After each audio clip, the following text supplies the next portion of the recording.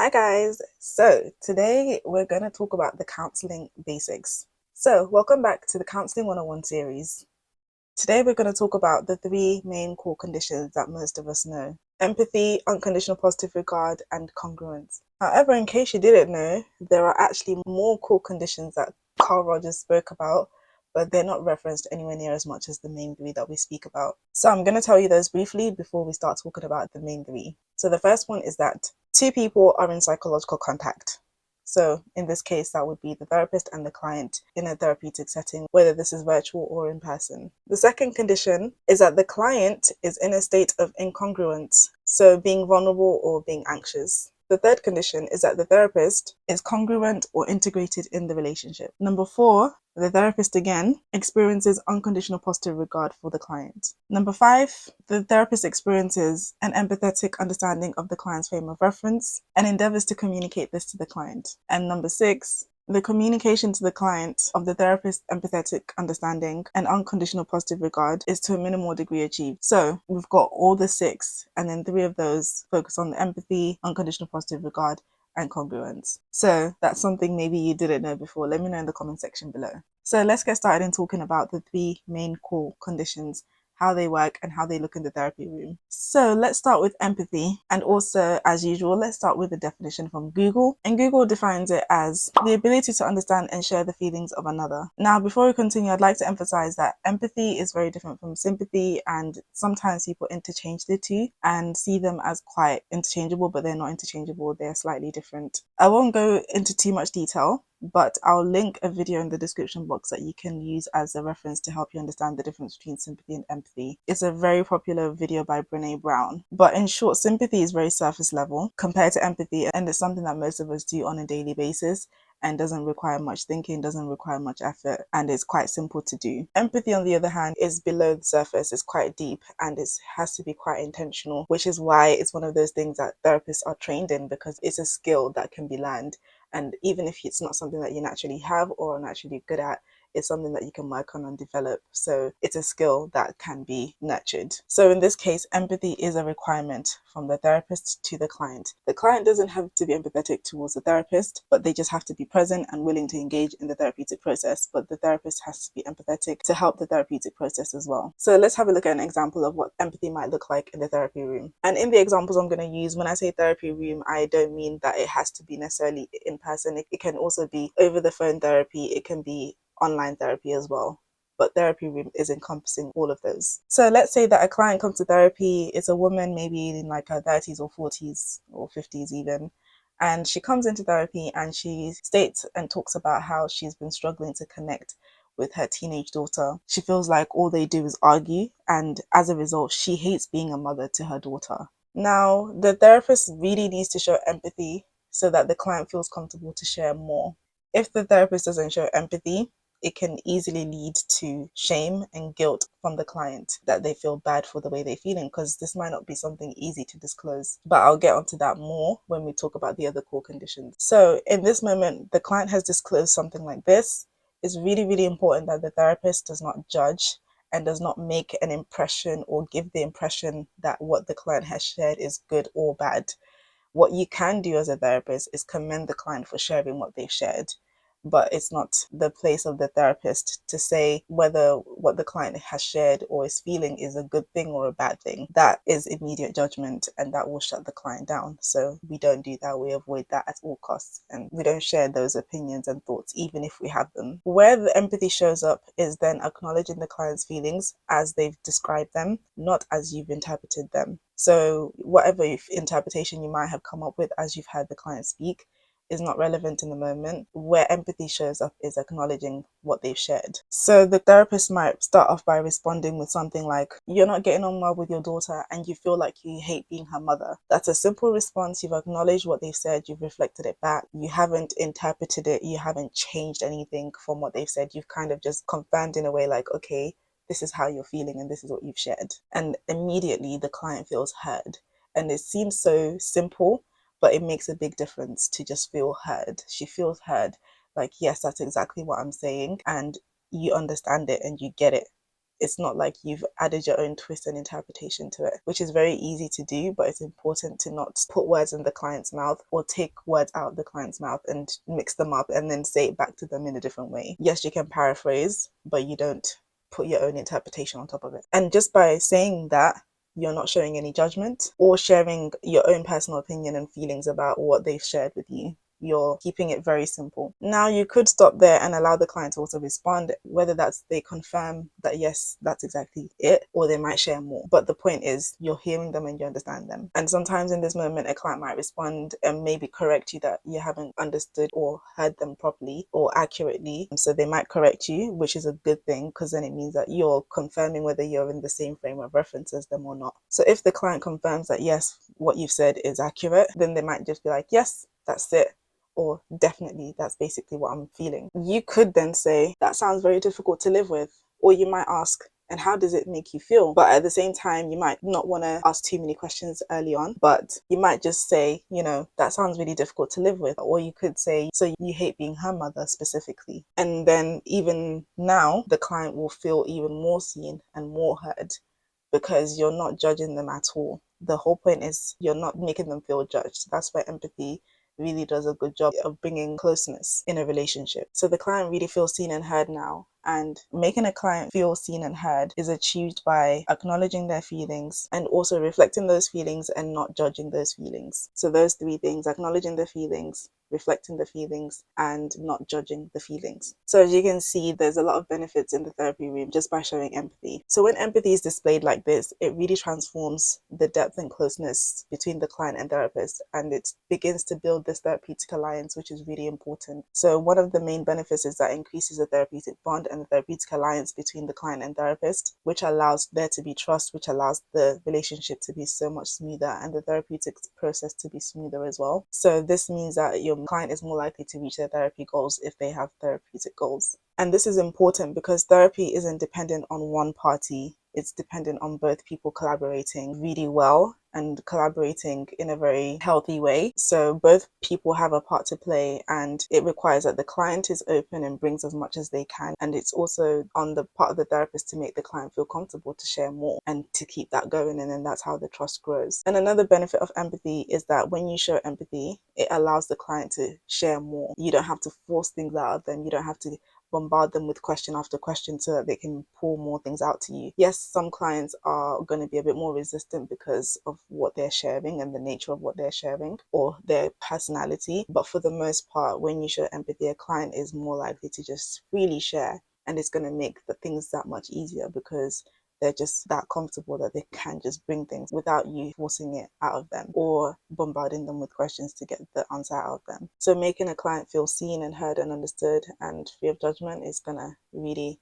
help them to feel comfortable sharing more with you. So that's empathy. Now let's talk about UPR, which is unconditional positive regard. Now UPR, I think, is probably one of the most important ones because it really touches on judgment a lot. But let's begin with the definition before we get too far. The definition, as I found online, is accepting and valuing somebody as they are without judgment or conditions, fostering a safe and trusting environment for personal growth. Now that's a lot of stuff, but that's how powerful UPR is, when somebody feels unconditionally accepted for who they are, what they've done, what they think, what they do, and just being made to feel really safe and just being nourished and accepted. It makes such a big difference, and I think UPR is a tad bit underrated, but it's, I think, one of my favorite core conditions. So UPR involves a positive attitude towards the client and what they disclose, but bearing in mind, it's important to bear in mind that it doesn't mean that the therapist agrees with it or supports it. It simply means that they openly accept what the client has said without judgment.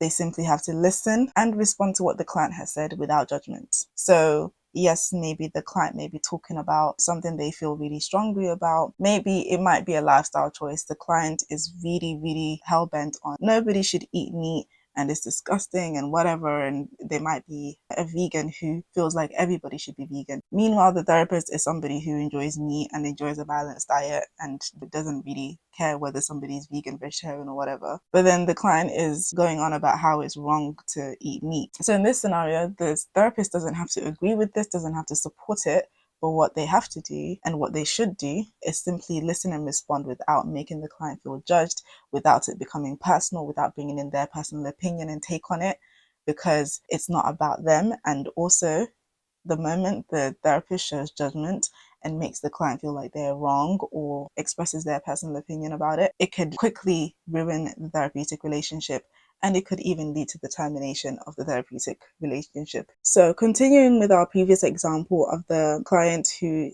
is hating being a mother to her daughter, how would a UPR look in this situation? So the client has disclosed something that's difficult and very personal. So it's important that the client doesn't judge her feelings or make her feel worse than she already feels. So when the client opened up about this relationship with her daughter, responding with the UPR might sound something like this. You and your daughter have been struggling to connect with each other, and you now resent being her mother. So even if the therapist, was a mother herself and she had a great relationship with her daughter, it wouldn't be her place to tell the client to now be like, oh no, celebrate motherhood. Being a mother is the greatest gift in the world and you should appreciate motherhood. Oh, this. And it's not the therapist's place to now start preaching positivity about motherhood because her relationship with her daughter is so great. That wouldn't be the place of the therapist. That would only result in making the client feel worse. The client has probably heard all of this stuff from friends and family if she has shared it with anybody, and she might have already heard this kind of rhetoric anyway.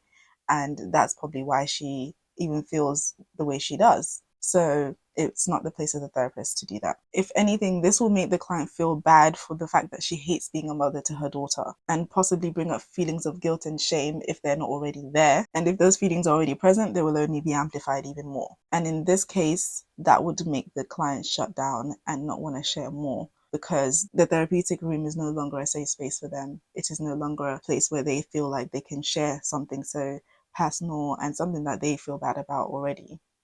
And because you've already shown so much judgment without even meaning to. But when a therapist shows UPR, it leads to openness and safety. So UPR is a very important part of that. UPR takes over in the absence of judgment. So if judgment is present, there's no unconditional positive regard. But if unconditional positive regard is present, then there can be no judgment. That's just my take on it. It adds a layer of comfort in knowing that someone doesn't think you're a bad person just because you're experiencing negative emotions, and someone still sees that you're a good person or that you're a decent human being despite having negative feelings about someone or something, or having a certain view about something. So the fact that this client of ours hates being a mother to her daughter doesn't mean that she's a bad person overall. It doesn't mean that she's a terrible wife or a terrible girlfriend or a terrible co-worker. It just means that this is something that she has noticed is something she doesn't like about herself, or something that she wishes was better. And the fact that the client has even come to therapy to address this problem in the first place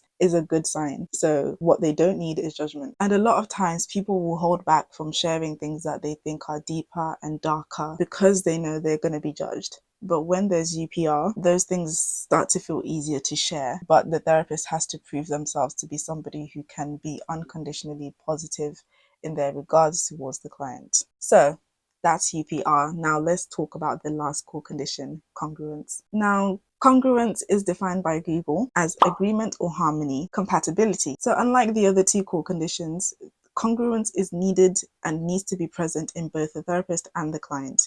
It's not just either or it's not just the therapist. The other two core conditions requires a therapist to have them. The client doesn't necessarily need to have them, but this one is important that both client and therapist have them. It's about both parties being open, truthful, and honest about what they're feeling on the inside and the outside. So both parties must be at harmony with themselves. So the opposite of congruence is incongruence, which is usually what leads the client to come to therapy in the first place.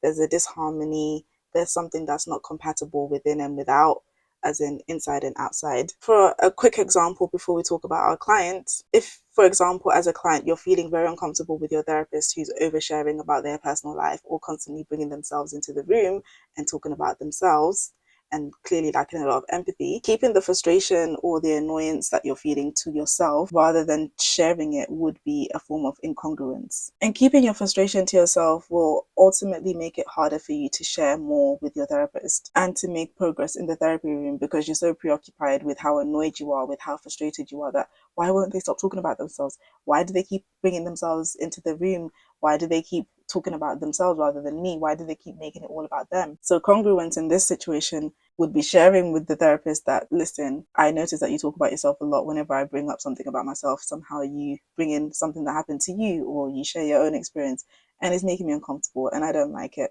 because I feel like I spend more time listening to you than you listen to me. And you would appreciate it if the therapist would talk about themselves less. That would be congruence. And side note, there's absolutely nothing wrong with telling your therapist that, because you're paying for that. So it's your time and it's your money. So you have every right to tell them what's making you uncomfortable in the therapeutic room.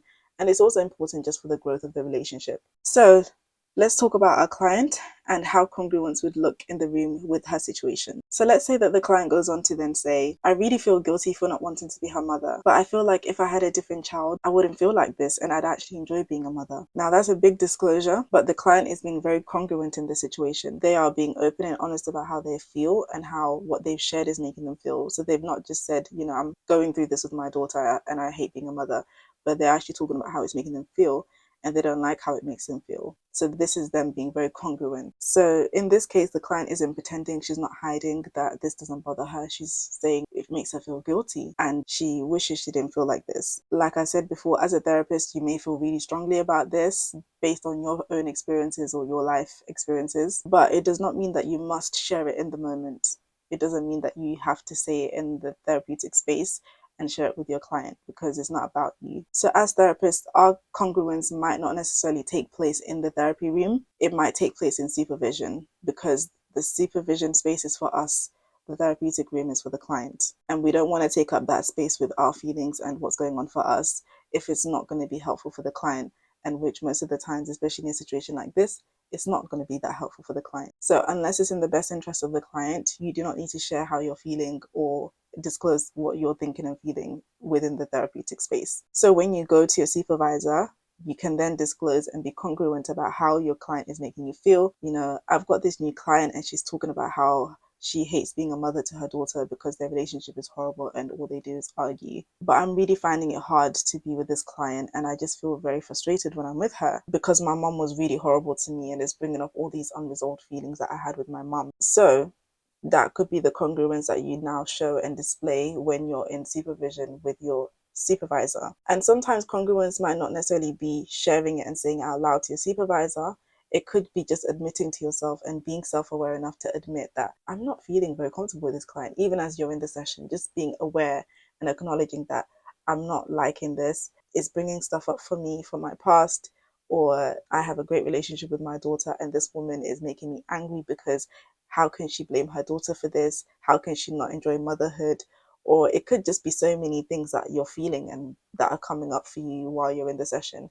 So congruence is also just admitting and being aware of the fact that this is how you feel, and not denying that and not covering it up and not hiding it or pretending to feel otherwise or pretending like you don't feel anything at all. So even being in the room with the client and saying, this is really hard to hear, is also being congruent if that's genuinely how you're feeling.